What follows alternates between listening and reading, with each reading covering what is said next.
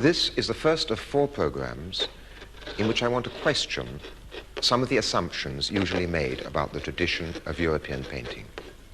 That tradition which was born about 1400, died about 1900.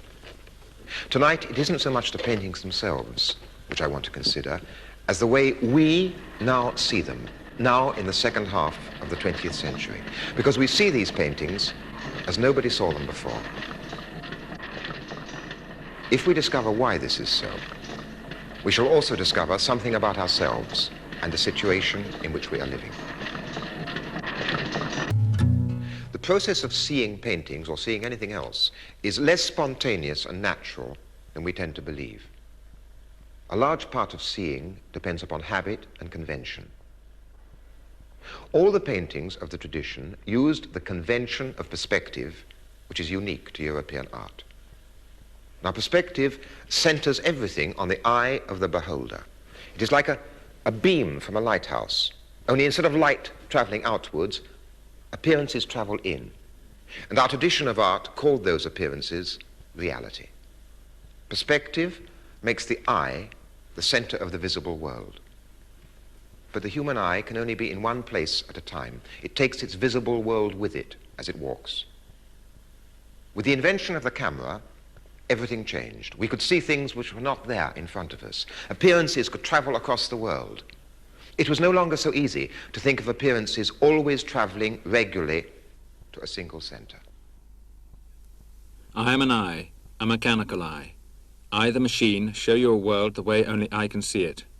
I free myself for today and forever from human immobility.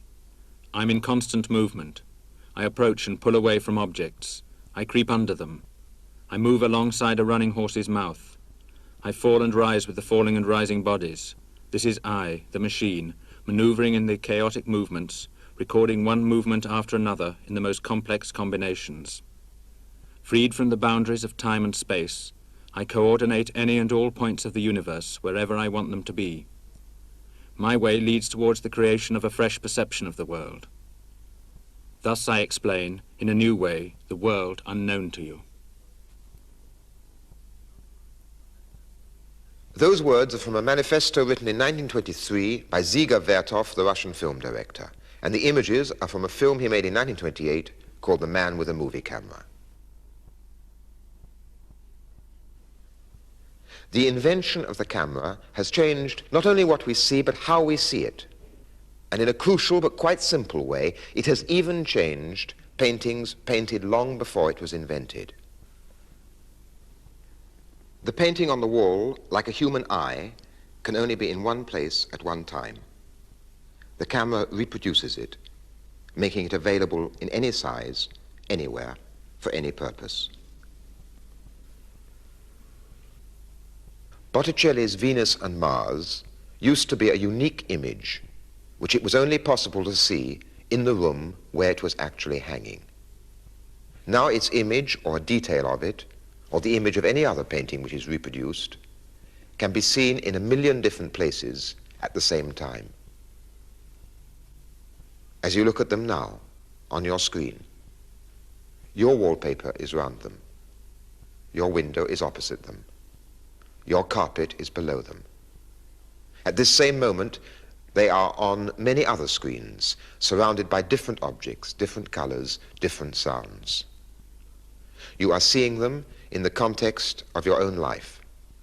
They are surrounded not by gilt frames, but by the familiarity of the room you are in and the people around you. Once, all these paintings belonged to their own place. Some were altarpieces in churches. Originally, paintings were an integral part of the building for which they were designed. Sometimes, when you go into a Renaissance church or chapel, you have the feeling that the images on the wall are records of the building's interior life. Together, they make up the building's memory. So much are they part of the life and individuality of the building. Everything around the image is part of its meaning. Its uniqueness is part of the uniqueness of the single place where it is. Everything around it confirms and consolidates its meaning.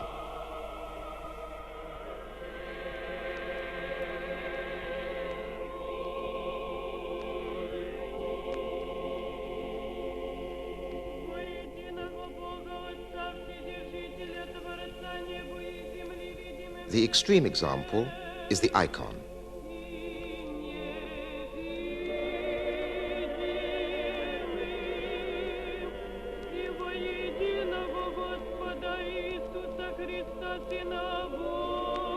Worshippers converge upon it.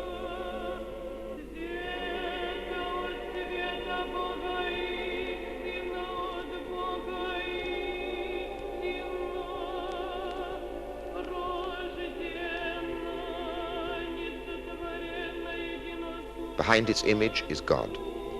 Before it, believers close their eyes. They do not need to go on looking at it. They know that it marks the place of meaning.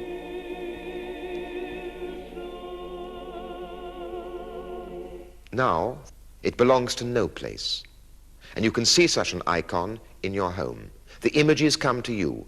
You do not go to them. The days of pilgrimage are over. It is the image of the painting which travels now, just as the image of me standing here in this studio travels to you and appears on your screen. The meaning of a painting no longer resides in its unique painted surface, which it is only possible to see in one place at one time. Its meaning, or a large part of it, has become transmittable. It comes to you, this meaning, like the news of an event.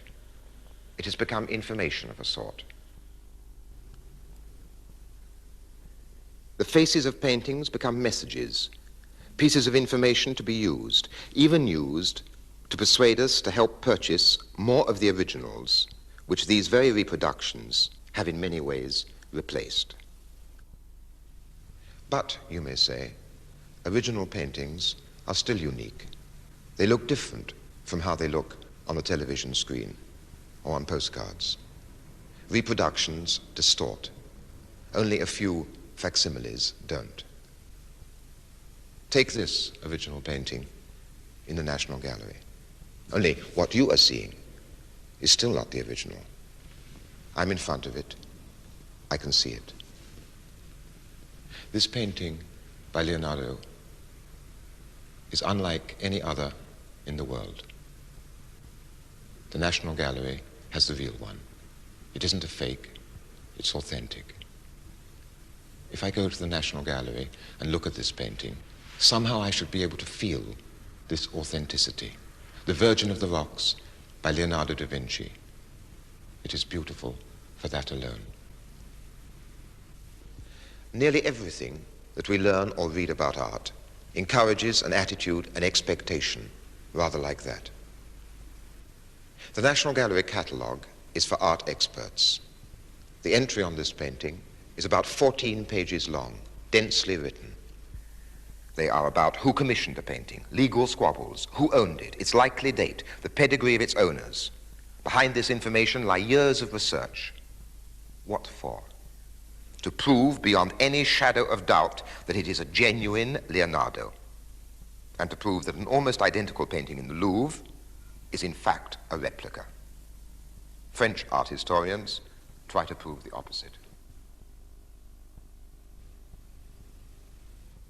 For this drawing by Leonardo, the Americans wanted to pay £2.5 million. Now, it hangs in a room by itself, like a chapel, behind bulletproof perspex. The lights are kept low so as to prevent the drawing from fading.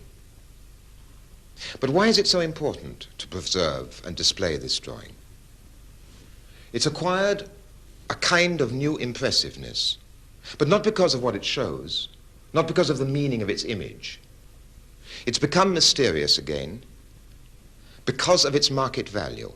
And this market value depends upon it being genuine. And now it is here like a relic in a holy shrine.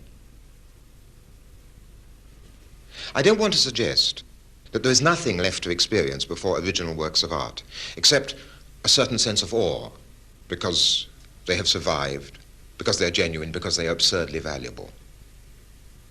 A lot more is possible, but only if art is stripped of the false mystery and the false religiosity which surrounds it.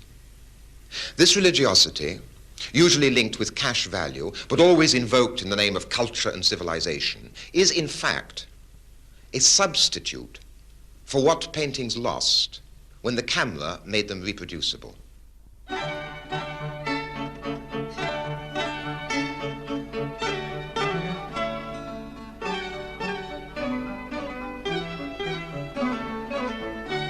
The National Gallery sell more reproductions of this Leonardo cartoon than of any other picture. But what are the meanings these reproductions acquire in each home when they're hung or pinned to the wall? And how different are all these meanings from its original one, when Leonardo first worked on it to work out an idea for a painting? The camera, by making the work of art transmittable, has multiplied its possible meanings and destroyed its unique original meaning. Have works of art gained anything by this? They have lost and gained. Let me try to explain how. The most important thing about paintings themselves is that their images are silent, still. I can't demonstrate the stillness, for the lines on your screen are never still, and in a sense the pages of a book are never still. But I can demonstrate the silence.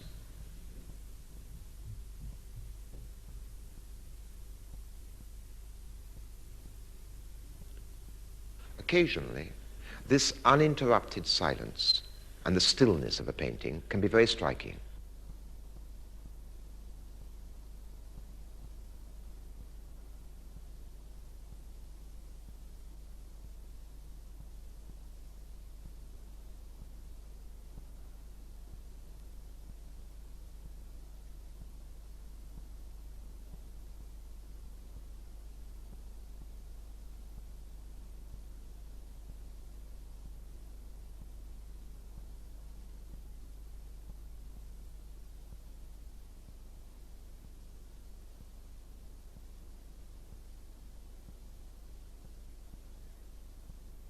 The experience of this has almost nothing to do with what anybody teaches about art. It's as if the painting, absolutely still, soundless, becomes a corridor, connecting the moment it represents with the moment at which you are looking at it. And something travels down that corridor at a speed greater than light, throwing into question our way of measuring time itself. Because paintings are silent and still, and because their meaning is no longer attached to them, but has become transmittable, paintings lend themselves to easy manipulation. They can be used to make arguments or points which may be different, very different, from their original meaning. And because paintings are essentially silent and still, the most obvious way of manipulating them is by using movement and sound. The camera moves in to remove a detail of a painting from the whole. Its meaning changes. An allegorical figure becomes a pretty girl anywhere. From being part of a strange poetical world of metamorphosis, a dog can be turned into a pet, not unlike the dog of his master's voice.